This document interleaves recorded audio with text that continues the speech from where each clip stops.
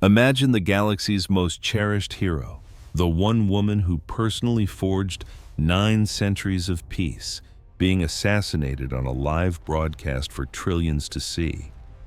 Well, that's not a what if. It just happened. But if you think this is just another tragedy, you need to stick around. The empire that fired that shot made one tiny fatal error, and it was about to bring their entire kingdom to its knee. It all began on Concordia Prime, a stunning space station that for nearly a millennium had been the very symbol of galactic unity.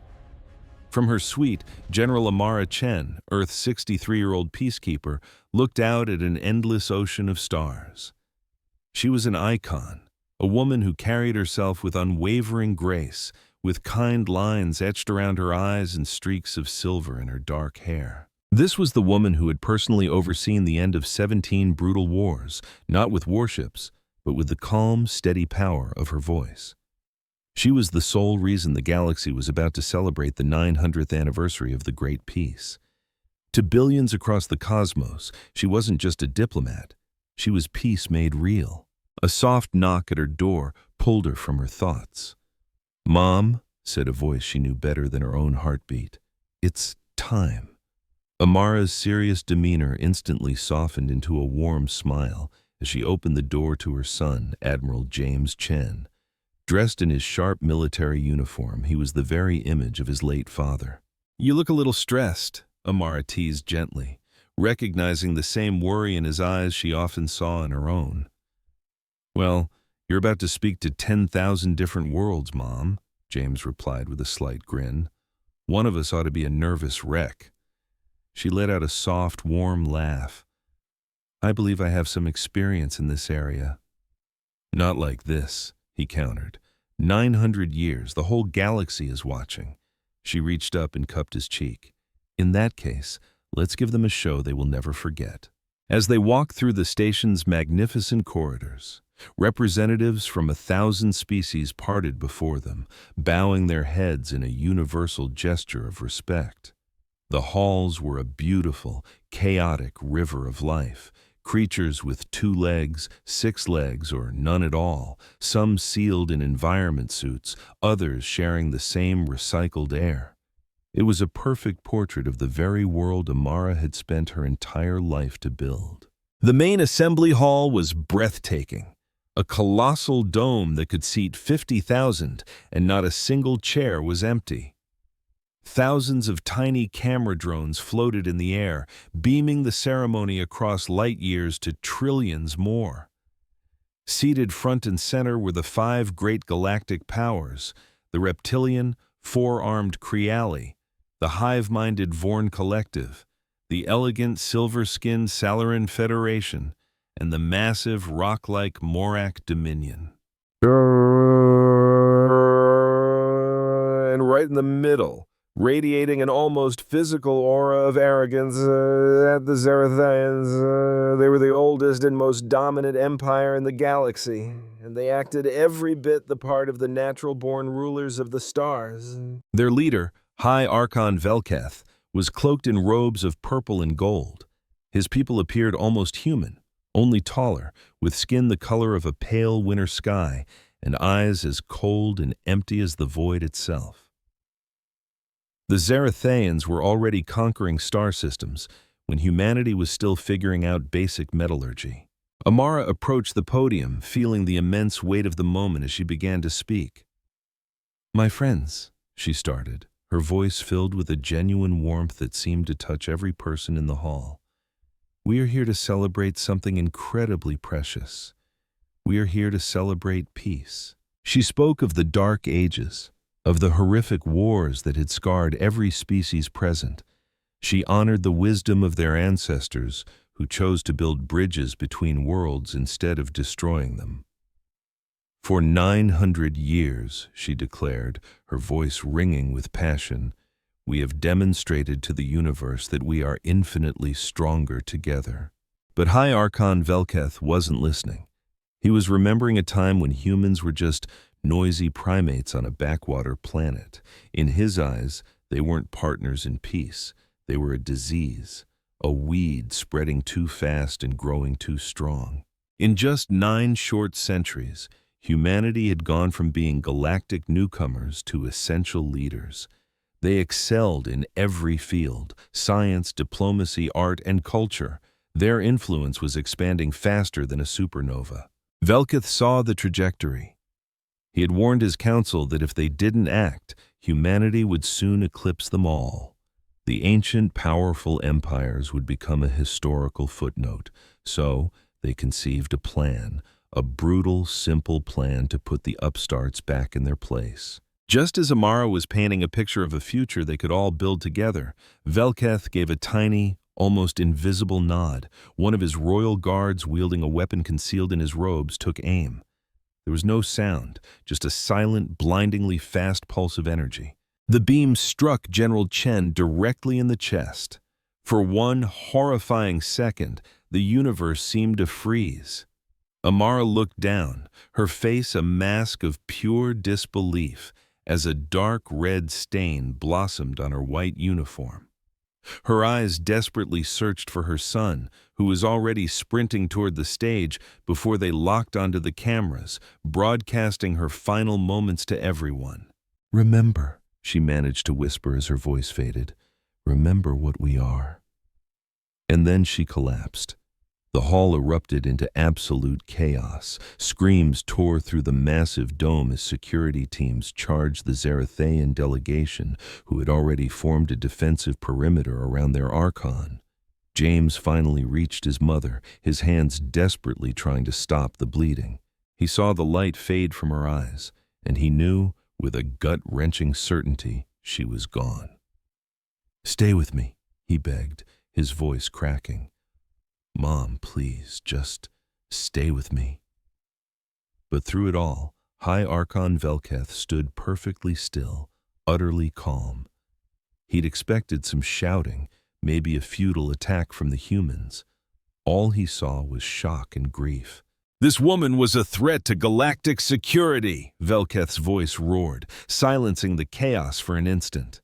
"The Zarathaean Empire has acted to defend you all from her secret terrorist activities." It was a lie so brazen, so insulting, it was almost a form of art. Before anyone could even process his words, the entire Zarathaean delegation vanished in a flare of bright light, teleporting to their warships waiting in orbit. Moments later, their fleet ripped a hole in space-time and disappeared. Admiral James Chen was left kneeling alone in a pool of his mother's blood. Medics finally pushed through the pandemonium and rushed Amara to a medical bay, leaving James with a cold hollowness in his chest that was quickly hardening into something like steel. The other delegates were in an absolute frenzy. Some screamed for an immediate declaration of war, while others pleaded for calm. But James didn't hear any of it. He moved like a ghost through the mayhem, his mind a silent, raging hurricane. He eventually found his way to the command bridge of his personal flagship, the UEES Vengeance. In the cold, quiet dark of his private quarters, he thought of his mother's life's work. 900 years of peace erased in a single cowardly act. He thought of the unimaginable arrogance of the Zarathaeans. Then, he opened a top-secret encrypted channel to every ship in the human fleet. His face, now as cold and hard as granite, appeared on every view screen. "This is Admiral Chen," he said, his voice dangerously calm. "You have all just seen what happened. General Amara Chen, my mother, was murdered by the Zarathaean Empire during the peace summit." He let that awful sentence hang in the air. 900 years ago, humanity made a solemn vow to this galaxy. We promised to be the guardians of peace, and for 900 years we kept that promise. His eyes, which once held his mother's warmth, now held a terrifying darkness. "Send the signal to all fleets." "Execute Condition Omega," he commanded. "The old empires have forgotten the real reason the treaty was signed in the first place. I believe it's time we offered them a reminder." The channel went dead. Across all of human space, on hundreds of planets and thousands of starships, ancient, long silent alarms began to scream. A war machine that had slept for centuries had just been violently awakened. The Zarathaians thought they were clever. They believed that by killing the icon of peace, humanity would shatter and beg for mercy. They had no idea that they hadn't just killed a peacekeeper. They had just unchained the very monster she had spent her entire life trying to keep locked away. The news spread through the galaxy like wildfire. Everyone saw the recording, playing on a loop. Amara's last words, "Remember what we are," became a chilling, unanswered question. But as human fleets began to mobilize with a speed and coordination that left the rest of the galaxy in stunned awe, everyone was about to get their answer. The peace was over. The universe was about to get a history lesson it would never, ever forget. He spun them a tale, painting humanity's ambition as some kind of cancer growing in the perfect garden of the galaxy. He swore that humans were secretly plotting to shatter the treaty, and that his noble Zarathaian empire had only struck first in self-defense. He warned the other galactic powers to either back his play or get out of the way, because everyone knew humans were just rookies, far too weak and inexperienced to handle a real war. "They've gone soft after all this time," Velketh declared to his council. "They've forgotten what a real fight looks like. The moment they see the true power of our armada, they'll fold. It's just who they are." His advisors nodded along like bobbleheads. The Zarathaian Empire had a fleet 50 times the size of humanity's.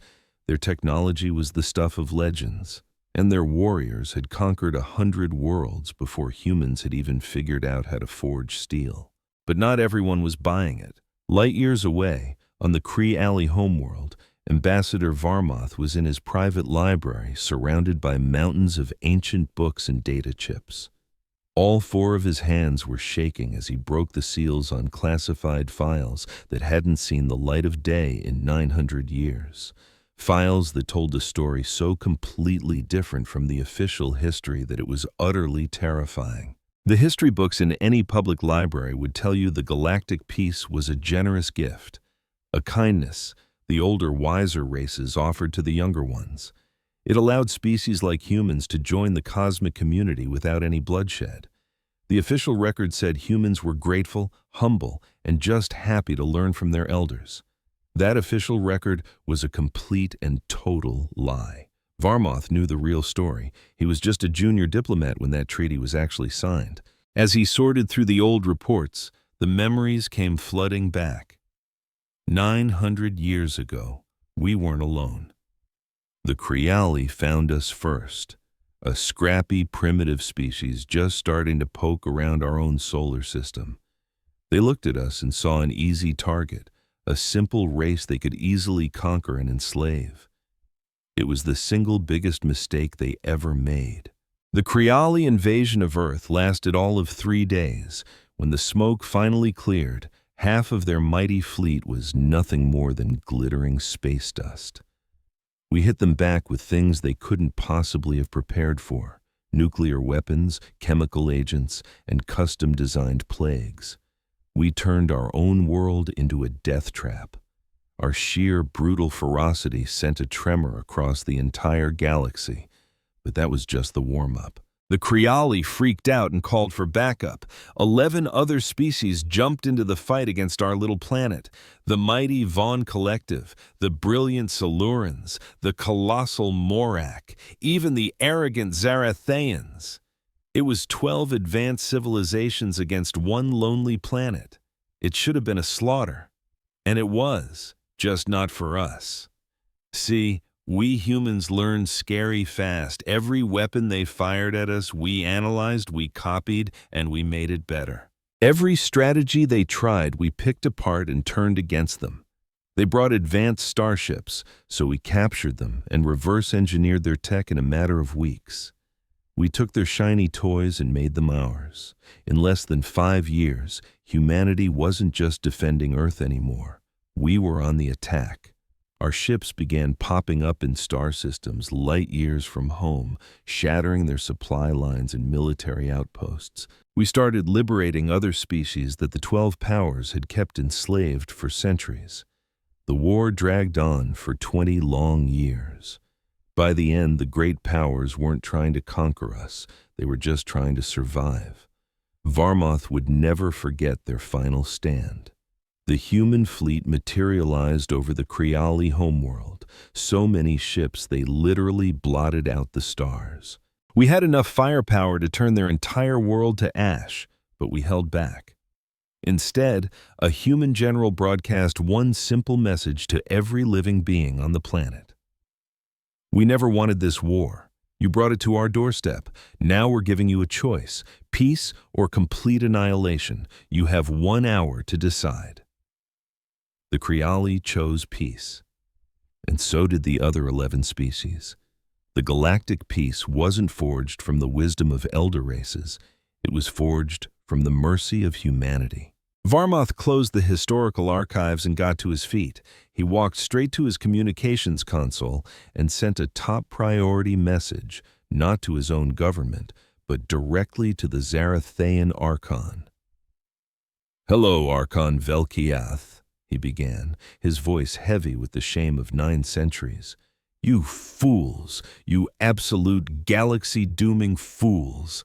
You just killed the one person who was holding them back." Similar scenes were playing out all across the galaxy as old memories started to bubble to the surface. On the Vaughn Central world, millions of bodies froze as the hive mind dug into its deepest, most terrifying archives. Memories of human soldiers who kept fighting after being torn to shreds. Memories of human scientists cracking communication codes that had been unbreakable for thousands of years. But there were other memories too.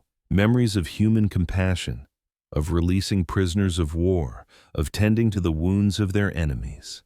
The collective remembered the fear, a deep, primal terror of a species that seemed to have no limits. On the Morak homeworld, ancient warriors gathered in their great halls to talk about the battles their grandfathers had fought. The Morak were the biggest and strongest species in the known galaxy. They prided themselves on fearing nothing. But the stories their elders told about the humans made their children tremble. "They just don't stop," the old warriors would say. "You can break their bones, but you can never, ever break their spirit. They fight to win, or they fight until every last one of them is gone. And even then their children remember, and their children will come for you." The Silurians, who saw themselves as the smartest species, had tried to analyze us to figure out our secret. Their findings were chilling. Humans were a threat because they could become anything they needed to be. They could be kind, and they could be savage. They could be patient, and they could be reckless. They were logical and emotional all at once. They adapted to literally everything. They used every tool they had, and they never, ever gave up.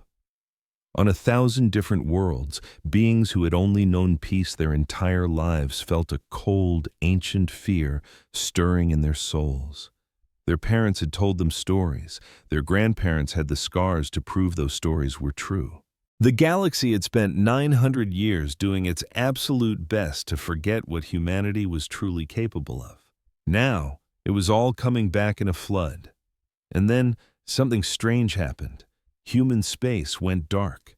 It started on the borders. Communication relays just blinked out. Cargo freighters abruptly changed course and raced for home. Warships disappeared from their patrol routes.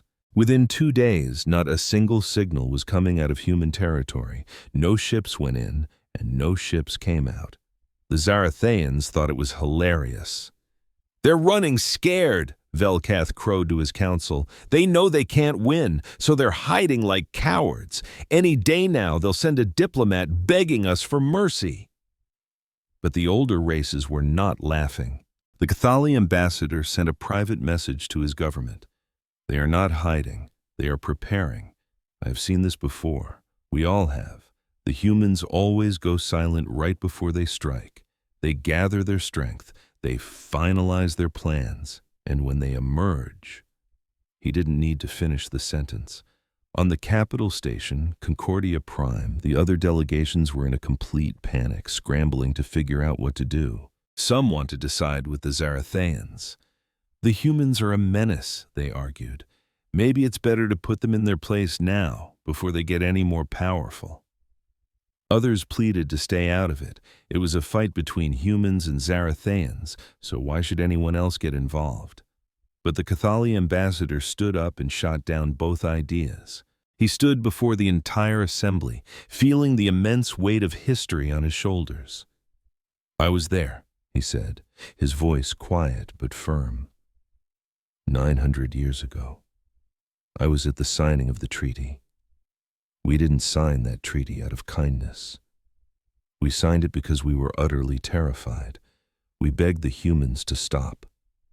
We offered them anything they wanted if they would just end the war. He looked around at the faces of the delegates. General Chen wasn't just a diplomat. She was a living symbol. She represented everything humanity chose to be instead of what they could have been. She was their solemn promise to every one of us that they would always choose the path of peace. His voice dropped to a barely audible whisper. "And you shot her."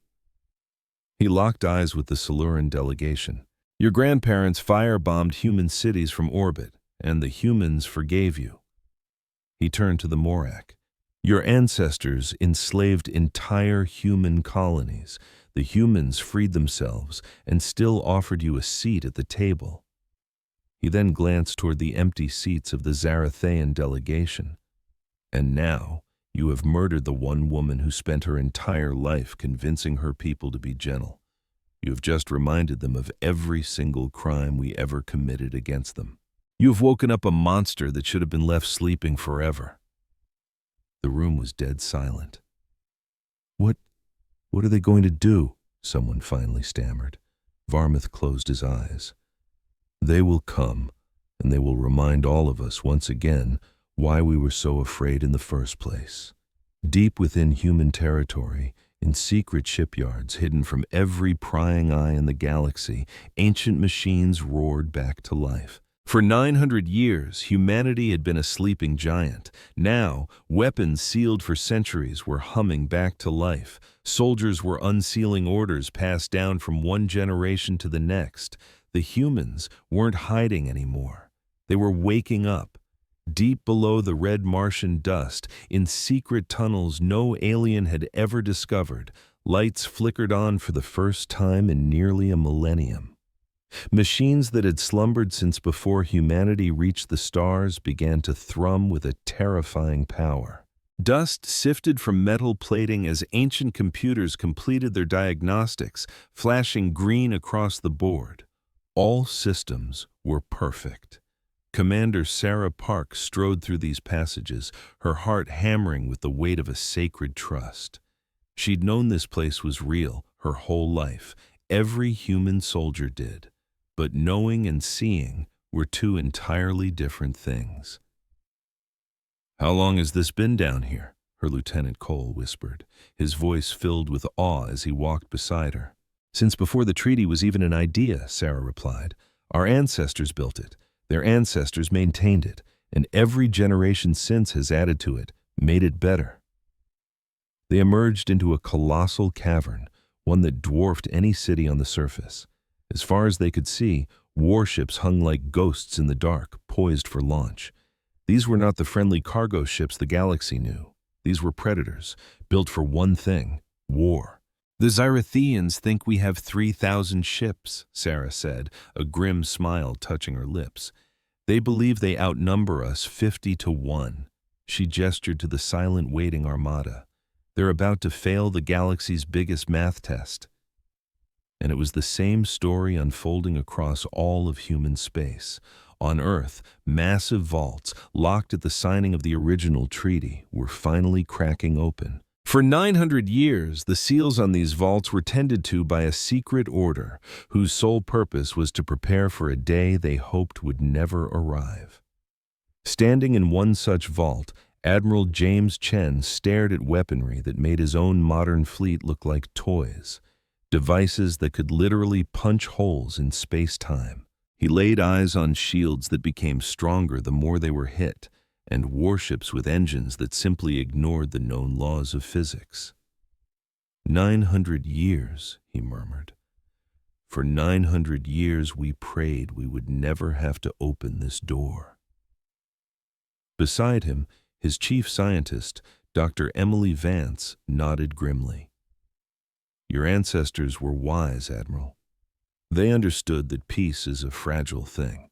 They knew someone someday would forget that lesson, so every generation prepared," Emily continued softly. "Your mother was part of this. She dedicated her life to ensuring we'd never need any of it."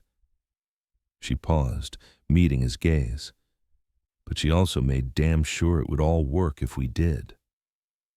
James nodded, a cold dread settling in his gut. Just an hour ago, he had received word. His mother was alive. The medics had brought her back from the brink. She was in a medically induced coma while her body healed, but she was going to make it. And he made a silent vow that when she woke up, he would be able to tell her that the danger had passed, that her life's work for peace could continue. All over the planet, the people of Earth began to prepare with a strange, quiet focus. There was no panic, no chaos in the streets. Every family knew what to do. Every child had learned the protocols from the moment they could walk. The Galactic Treaty had demanded humanity give up its weapons and forget the ways of war. Humanity agreed to be peaceful. They never, ever agreed to be helpless. And there is a huge difference. Old veterans emerged from quiet retirements, men and women from peacekeeping corps who had spent their lives training for a conflict that never came. They donned uniforms that had been perfectly preserved for decades and reported to command centers they had only ever seen in simulations. The next generation stood with them, kids who grew up on stories of the First Contact War, who defended Earth in video games, and who always felt deep down that this day was not just a possibility, but an inevitability. In schools across human territory, teachers stopped their lessons. "The peace has been broken," they told their students. "But you know our way.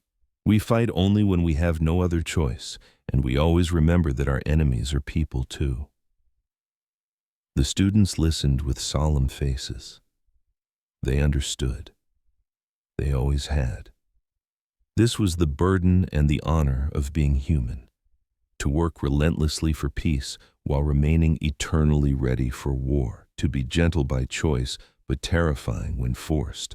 On the colony of New Singapore, Governor Marcus Webb stood before his people. "The Xyrathians think they know us," he boomed, his voice full of conviction. "They remember the scared, clumsy species that first reached for the stars.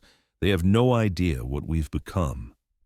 He held up a hand, revealing a long, silvery scar across his palm. "My grandfather gave me this, a permanent reminder of what our people endured. A reminder to never be caught off guard again." His voice thickened with resolve. "We are not a weak people. We were never weak. We chose peace. Now, that choice has been taken from us, and the rest of the galaxy is about to find out what happens when you corner something that just wanted to be left in peace." High above Earth, Admiral Chen stepped onto the bridge of his flagship, the UES Vengeance. It was a cutting-edge warship, built within the last 10 years, the crown jewel of humanity's public fleet. But it wouldn't be fighting alone. All around it, ghost ships shimmered into existence. From secret bases in lunar craters, from hollowed-out asteroids, from forgotten patches of deep space no one ever thought to scan, the old fleet had returned. These were the ships built in the dark times after the First Contact War, secretly maintained and upgraded by every generation, waiting for the one day they would be called upon again. The Xyrathians boasted a fleet of 50,000 warships. Their intelligence told them humanity had, at most, 3,000. The actual number was 30,000, and every single human ship was generations ahead of anything the Xyrathians could even dream of. James Chen gazed at the tactical display in his command center as his officers moved with the calm, quiet efficiency of masters at their craft. There was no excitement here, no thirst for battle. There was only the heavy weight of duty. "Admiral," his communications officer reported, The other galactic powers are hailing us. They're demanding to know our intentions. Let them wonder, James said, his eyes fixed on the map. They had their chance to stop this. They did nothing. Sir, the Crithali ambassador is on a secure line. He says it's urgent. James paused for a moment, then gave a slight nod. The ancient wrinkled face of the Crithali ambassador, Varmov, materialized on the screen. He looked exhausted, heartbroken, and deeply afraid. Admiral Chen, Varmov began, you must listen to me. I'm listening. I was there, 900 years ago. I saw what your people were capable of, and I saw what we did to push you to become that. The ambassador's voice trembled with a guilt that spanned centuries. I'm sorry. I have been sorry for every single day of my very long life. When the treaty was signed, I swore I would spend the rest of my days making sure it was honored. James remained silent, his face an unreadable mask. The Xyrithians, they acted alone. Many of us on the council argued against this. We failed. Varmov leaned forward, his eyes pleading. But please, Admiral, I beg you, remember the lessons your mother taught the galaxy. Revenge is not justice. Don't let the innocent pay for the crimes of the guilty. For a long, tense moment, James simply stared. Then he finally replied, Ambassador, do you know the last thing my mother said to me before she left for that peace conference? No. She told me that peace isn't just the absence of war. It is the active choice to solve problems without violence. She said we must always offer that choice first, even to an enemy who doesn't deserve it. A flicker of hope appeared in Varmov's eyes. The Xyrithian leadership will be offered that choice, James continued, his voice turning to ice. We will not target their civilians. We will not burn their worlds. We will go directly to their high command, and we will offer them one chance to surrender, stand trial, and pay for their crimes. He leaned closer, his gaze like a weapon. But if they refuse that offer, Ambassador, then we will surgically dismantle their entire empire, and there is not a single power in this galaxy that can stop us. The connection cut. Admiral Chen turned to his crew. Send the signal to the fleet. We move in 6 hours. And the other powers, sir? His executive officer asked. Do you think they'll try and get in our way? They remember, James said simply. They remember what we are. They won't interfere. And he was right. Across the galaxy, the major governments watched in stunned silence as the human fleet gathered. They saw ships in numbers they had thought impossible, carrying weapons they couldn't comprehend, moving with a technology that defied belief. The math-minded Vaughn Collective crunched the numbers on joining a war against the human armada. The calculation was instant. The result? A 100% probability of absolute total defeat. It was a mathematical certainty. They were sitting this one out.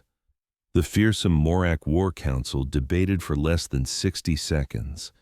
Their ancestors had passed down one simple rule through the generations. You never, ever pick a fight with humans. They were sitting this one out too. The Salarans, the Cathali, every species that still had nightmares about the First Contact War, all reached the same conclusion. This was a personal score to be settled between humanity and the Xyrithians, and nobody with a lick of sense was about to jump in the middle of that fire. Aboard his command ship, Admiral Chen gathered his top officers. Behind him, through the main viewport, the familiar stars of his home system glittered in the void. 900 years ago, he began, his voice ringing with cold resolve, our ancestors made the galaxy afraid of us. Today, we're going to remind them why. He turned towards the view screen, facing the empty stretch of space where the enemy was waiting. All ships engage hyperdrives. We're going to war. 30,000 pinpricks of light blazed into existence and then vanished, leaving nothing but empty space where the most powerful fleet in galactic history had just been moments before. The sleeping giant was awake, and it was furious. From the bridge of his own flagship, the Imperial Majesty, High Archon Velketh, watched his forces with a smug grin. Before him, the awesome might of the Zerathean Empire was arrayed in perfect disciplined lines.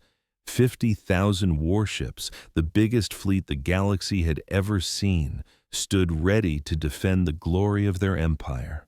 "The humans are on their way," his tactical officer announced. "Long-range sensors are picking up approximately 30,000 ships." Velketh's grin grew even wider. 30,000? It was more than they'd expected, but they still held a massive numbers advantage. Besides, everyone knew Zerathean ships were better, their crews were more seasoned, and their battle plans were perfected over 10,000 years of crushing their enemies. "They're flying straight into their own funeral," Velketh chuckled. "Let them come." The human fleet dropped out of hyperspace with a terrifying precision, appearing right on the edge of the Zerathean formation. For a few silent, heart-pounding moments, the two massive fleets just hung there in the darkness, staring each other down. Thousands upon thousands of ships, their shields shimmering, their weapon systems humming with latent power. Admiral Chen looked at the enemy fleet and felt absolutely nothing. There was no fear, not an ounce of doubt, just a stone-cold resolve to finish what the Zeratheans had been stupid enough to start. "Open a channel," he ordered. "Broadcast on every frequency. I want all of them to hear this." His officer complied. "Channels open, sir." "To the Zerathean fleet, this is Admiral James Chen of the United Earth Navy. Your government committed an unprovoked act of war by attempting to assassinate General Amara Chen during a peace conference. To High Archon Velketh and every officer involved in this cowardly attack, surrender now, unconditionally. You have 1 hour. If you refuse, we will carve a path through your entire fleet to get to you." When the message reached Velketh, he threw his head back and let out a booming laugh. It was a deep, arrogant sound that echoed across the bridge, and his officers, always eager to please, joined in with nervous chuckles. "The nerve!" Velketh bellowed. "Can you believe the sheer, breathtaking audacity of these little creatures? They are outnumbered, outclassed in every possible way, and they have the guts to demand our surrender?" He activated his own communications. "Human fleet, this is High Archon Velketh. It seems your pathetic little species has forgotten its place in this galaxy. Today, you will be reminded. We will shred your fleet to pieces, we will boil your worlds into glass, and your children will learn the meaning of kneeling before their true masters." He cut the channel and spun to face his tactical officer. "All ships, full attack. I want every last one of them reduced to space dust." 50,000 Zerathean warships surged forward, a tidal wave of steel poised to crash down on the human line. Admiral Chen watched them come, his expression unreadable. Around him, his bridge crew was rigid with anticipation, their knuckles white as they gripped their consoles. They had trained their entire lives for a day like this, but a simulation was one thing. This was the final test. The Admiral's weapons officer leaned in, his voice tight with tension. "Sir, the enemy fleet is entering the optimal firing range for our main guns." "Hold your fire," the Admiral said, his voice as steady as bedrock. "Let's let them get a little closer." The Zeratheans, completely blinded by their own hubris, devoured the distance between the two fleets. On thousands of bridges, weapons whined to life and targeting systems painted the human ships. And then, their commanders gave the order that would doom them all: fire. The opening volley was a terrifying spectacle. A blinding storm of thousands of energy blasts and missiles tore across the void, aimed directly at the heart of the human formation. It should have been a massacre, a single crippling blow that would have shattered dozens of ships. But it wasn't. The entire attack wave hit nothing but empty space. The human ships were moving in ways the Zeratheans couldn't even begin to understand, flowing through the battlefield like water moving around stones. Their engines were manipulating physics in a way that Xyrathian scientists would later describe as pure witchcraft. Not a single shot landed. Before the enemy could even figure out what had just happened, the humans returned fire. The first Xyrathian ship to die was a massive battlecruiser, the Eternal Glory. 1 second, it was a mountain of metal bristling with weapons. The next second, it was just gone.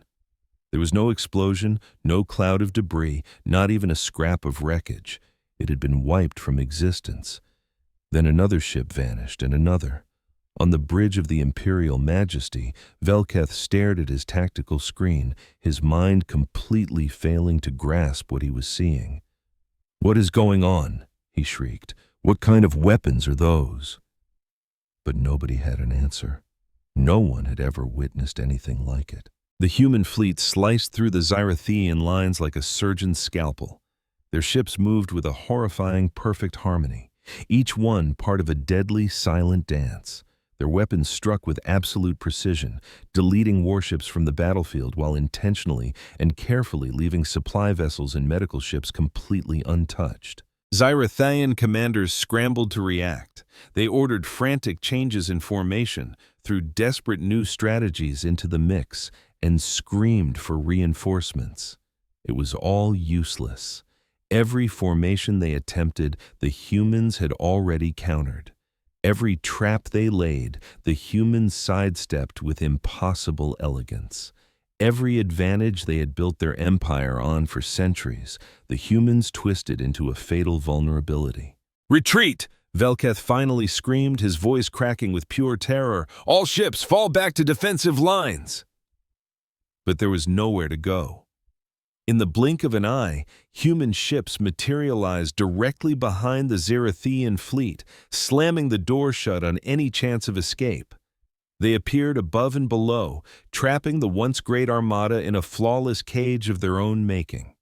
The hunters had just become the hunted. The entire battle was over in 6 hours. When the silence returned, the Xyrathian fleet was gone. Not just defeated or scattered, it was completely annihilated. 50,000 warships were now nothing more than a vast, silent graveyard of drifting metal. And the human losses? A mere 147 ships. All across the galaxy, entire civilizations watched the live feeds in stunned disbelief.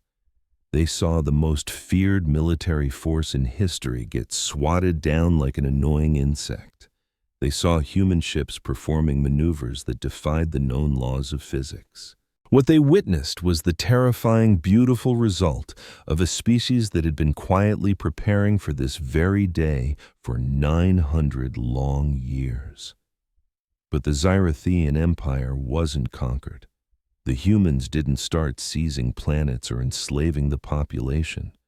Instead, the fleet pushed deeper into their territory, striking only military targets. Supply depots were vaporized. Orbital defense stations went silent. Major government buildings were surrounded and cut off, but not a single civilian area was so much as scratched. On the Xyrathian worlds, human soldiers landed, but they didn't arrive with guns blazing. They set up public information kiosks and broadcast a simple message in every local language. We are not at war with the Xyrathian people. We are here for the leaders who attempted to murder our mother. Stay out of our way and you will not be harmed. Help us find those responsible, and this will all be over much sooner. The Xyrathian citizens had braced themselves for monsters. What they got were soldiers sharing their rations with hungry children, medics treating the wounded from both sides, and officers who genuinely apologized for the disruption and promised to leave as soon as possible. This quiet, dignified occupation was 1,000 times more terrifying than any brutal invasion could have been. On the Cathali homeworld, Ambassador Varmoth watched the broadcast with tears streaming down his face. They could level everything, he whispered to his aides. They could burn the Xyrathian Empire to ashes, and not a single power in the galaxy could do anything to stop them. But they aren't. They are making a choice. But why? One of his assistants asked, baffled. after everything the Xyrathians did to them? Because, Varmuth replied, his voice filled with a profound sense of wonder. That is what it means to be human. They aren't defined by their capacity for cruelty. They are defined by their choices. And today, they have chosen mercy. He slowly shook his head in awe. The Xyrathians picked a fight with the wrong person. They went after the one woman who was the living, breathing heart of human compassion. And in doing so, they forced humanity to show the galaxy that her mercy wasn't a personal weakness. It was the defining strength of their entire species. Back on Earth, in a sterile, heavily guarded hospital room, General Amara Chen's eyes slowly fluttered open. She felt impossibly fragile, like she was made of spun glass. A deep, persistent ache radiated from her chest where the energy blast had torn right through her. But she was alive. "James," she breathed, a mother's first thought being of her son. A nurse rushed to her side, gently explaining what had happened. The war, the impossibly swift victory, the fleet's methodical push into enemy space. Amara shut her eyes as a fresh wave of tears slid down her temples. They weren't tears of pride, but of deep, profound sorrow. "All that fighting," she whispered. "All that destruction. I worked my whole life to prevent this." The nurse's voice was soft. "Ma'am, your son was very clear in his orders. No civilian casualties, no collateral damage. They're being as careful as they can." Amara managed a weak nod. That sounds like my son. He always was a good listener." She sank back into the pillows, her mind a storm of the peace she had fought for, the war that had shattered it, and the uncertain future that lay ahead. At that exact moment, deep within the crumbling Xyrathian Empire, High Archon Velketh was hiding in his own palace. The all-powerful ruler who had ordered the hit was now a fugitive in his own home. His unstoppable armada was now a ghost fleet, his government was in ruins, and his own people were screaming for his head. Suddenly, a calm voice sliced through the heavy silence of the throne room. "High Archon Velketh," said James Chen, his voice quiet but carrying an immense weight of authority.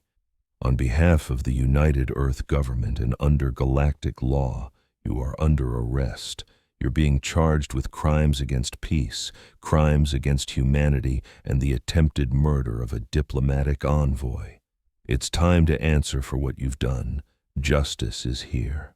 Velketh just stared at the young human standing before him.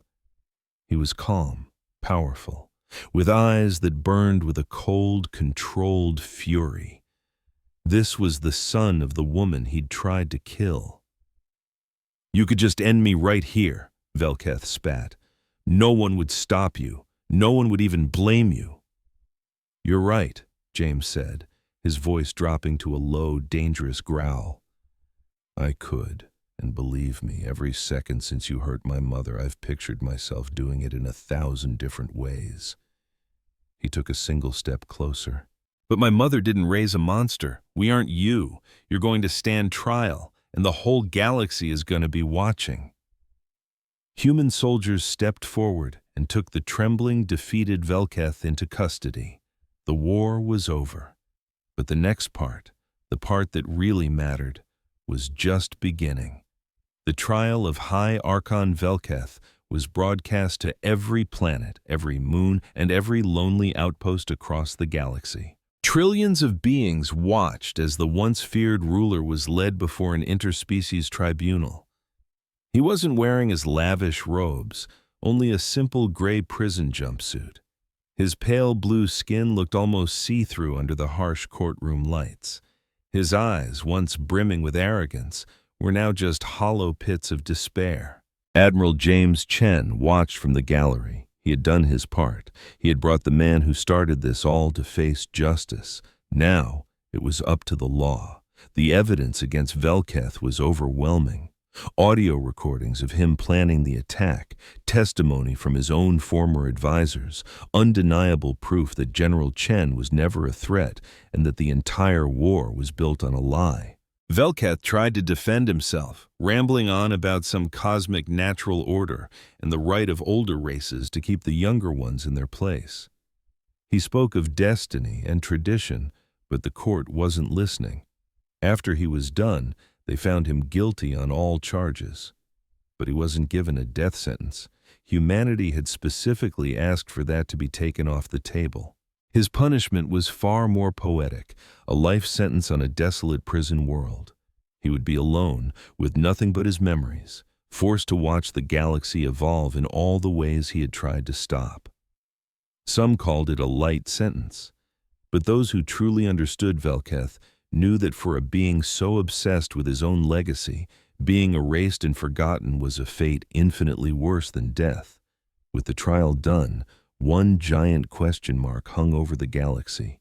What now? The old Galactic treaty was shattered.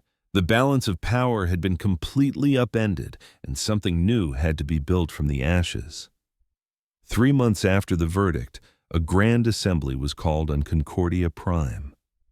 The station, now fully repaired, had a new memorial in its great hall, marking the exact spot where General Chen had fallen. Representatives from every known species started to arrive. It wasn't just the old galactic empires, but also the smaller, often ignored species, races that had never before had a seat at the table. Humanity sent 2 representatives, Admiral James Chen, his spotless military uniform, a stark reminder of the power that had just brought the galaxy back from the brink. And beside him, still recovering in a hover chair, was his mother, General Amara Chen. The second she entered the hall, a wave of absolute silence washed over the massive crowd. This was the woman who had been shot. The woman whose near-death experience had triggered a war and whose survival was now the foundation for a new peace. Amara looked older, the lines of her ordeal etched on her face, but her eyes were just as sharp, just as kind, and just as full of hope as ever.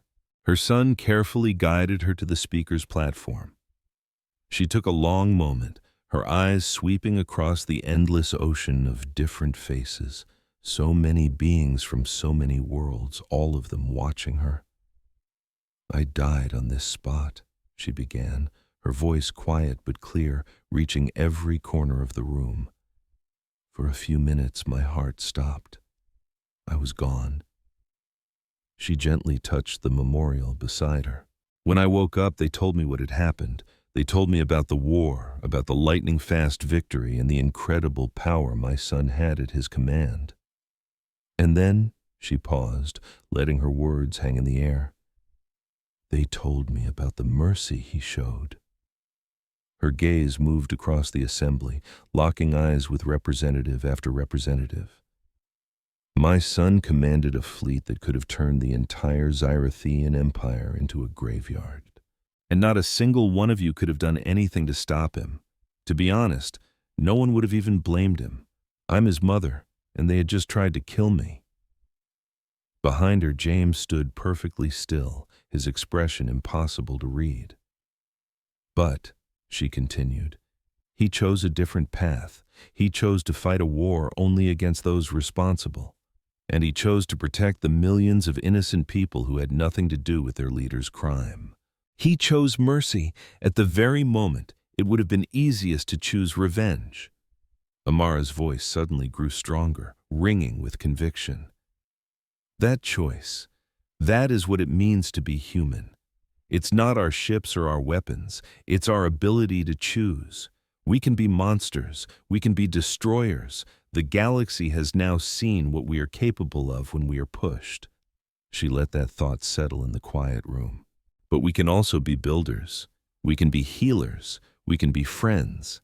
That is the other side of our nature, and that is who we are choosing to be today." She gestured to the incredible diversity of life all around her. "The old Pax Galactica is over, It was a peace built on fear, fear of the powerful, fear of each other, fear of upsetting a fragile balance. That fear kept us apart as much as it kept us from fighting. She reached out a hand and James took it, helping her stand a little taller. Today, I am proposing something new. Not another treaty based on fear, but a covenant of equals. Every species, no matter how big or small, no matter how old or new, will have a voice. Every species will help build the future that we all share. She then turned her eyes to the new Zyrathian delegation. These were the new leaders who had taken over after Velketh was removed. Even those who have done us wrong will have a place at this new table. Because holding on to old grudges only plants the seeds for new wars. I could hate your entire people for what one man did. But what would that accomplish? It would only poison my own heart, and it wouldn't change a single thing about the past. The Zyrathian diplomats lowered their heads, a mixture of shame and immense gratitude on their faces. Amara went on, "This new covenant will be based on simple ideas. No species will attack another without cause. No species will enslave or oppress another. We will settle our disagreements with words, and if that's not enough, through fair and impartial justice." A small smile played on her lips.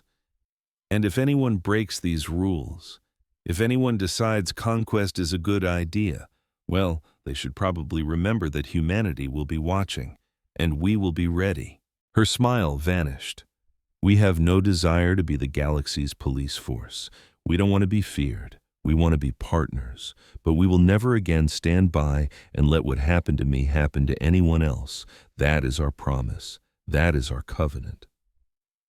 The hall was completely still for a long, breathless moment, and then a single person began to clap, and the sound spread through the assembly like wildfire. It became a deafening roar of approval, an explosion of hope from 1,000 different worlds. The Covenant of Equals was signed that very day. Every major power put their name to it, and every smaller species was personally invited to join. For the first time in the galaxy's long history, there was a true union, a real fellowship of all people. And in the years that followed, everything started to change for the better.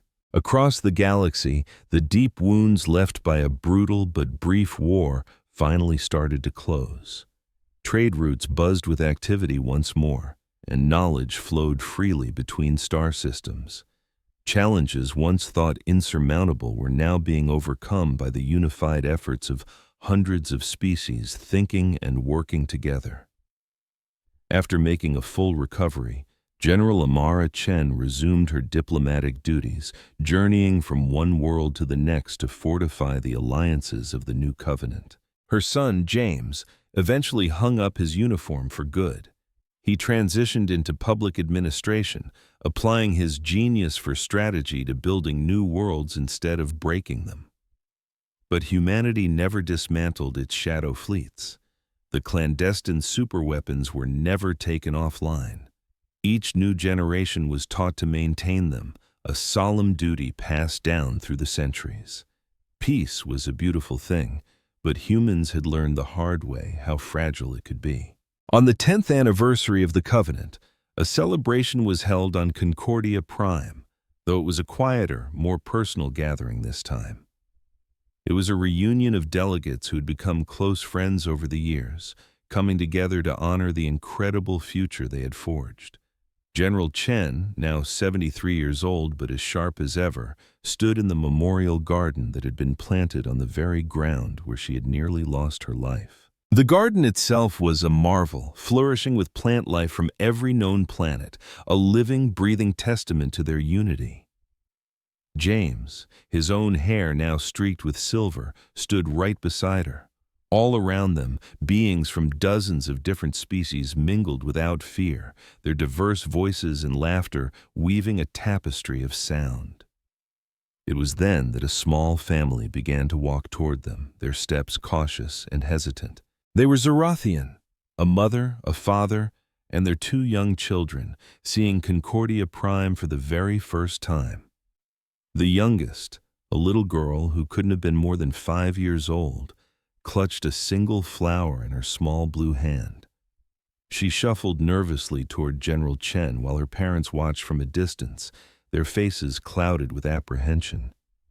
Are you the woman from the stories?" the little girl whispered.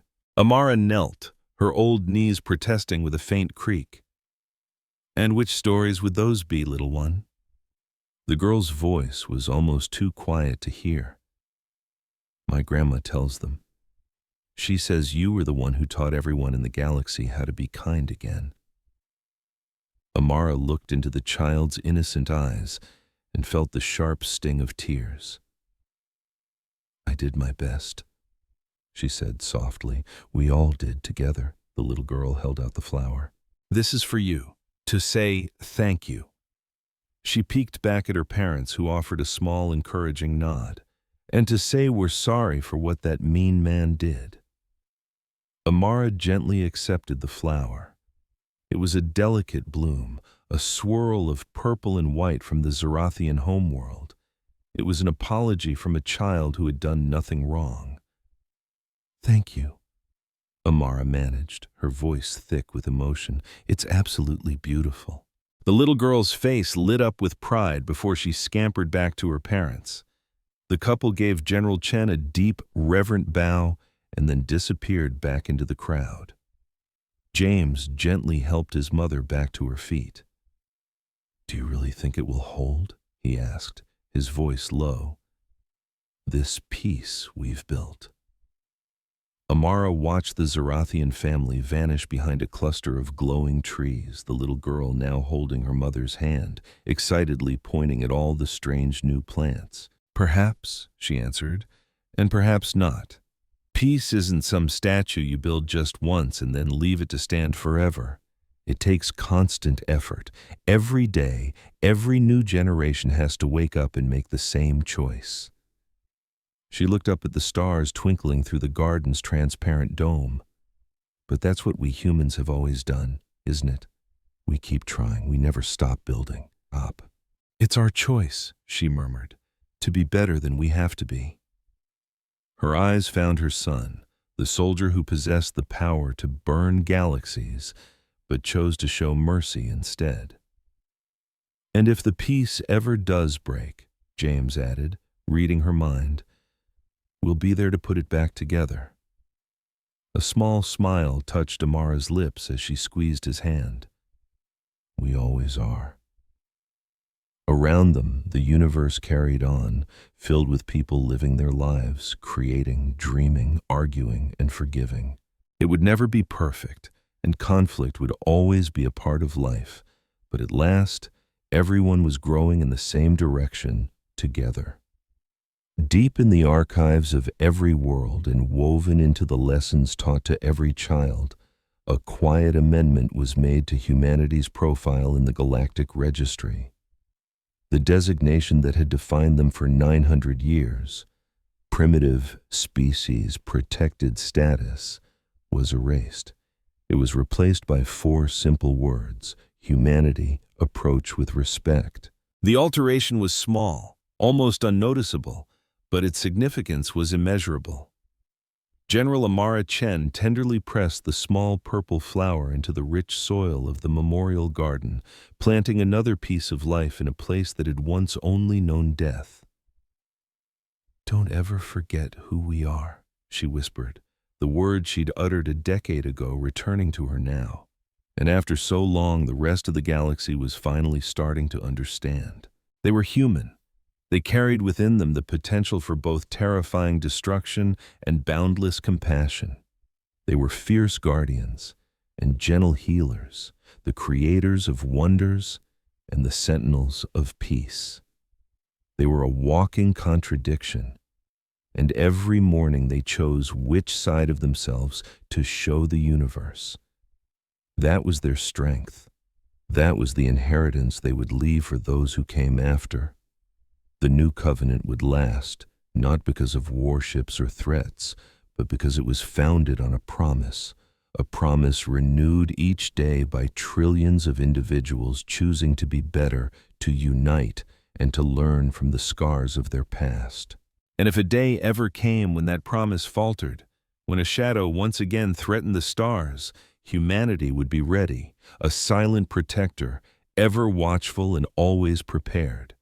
But their greatest hope, their unending prayer, was that their weapons would never need to be used again, and that above all else was the true meaning of being human.